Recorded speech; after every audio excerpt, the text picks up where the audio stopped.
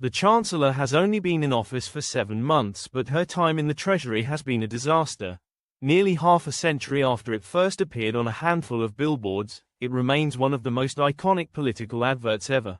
The picture of a long queue of people meandering away from the dole office and the simple but devastating message: Labour isn't working. It enraged the Labour government, with then-Chancellor Denis Healey claiming with disdain that the Tories were selling politics. But the poster, which started the 1979 general election campaign that would propel Margaret Thatcher into Downing Street just months later, hurt for another reason. It was true. The Labour government of the late 1970s was stricken by industrial unrest, high inflation, low growth, and a problem with unemployment that would never go away.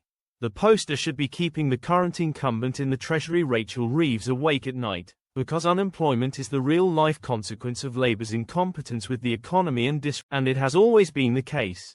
Remarkably, every Labour administration with one exception has seen unemployment rise over the course of its time in power. In March 1974, when Harold Wilson became Prime Minister, unemployment was at 3.6%. By the time he was kicked out in May 1979, unemployment had risen nearly 2% to 5.3%. Tony Blair came to power in May 1997. Unemployment was 7.2% by the time the Conservative Liberal Democrat coalition got into Downing Street in May 2010. The rate had risen to 7.9%.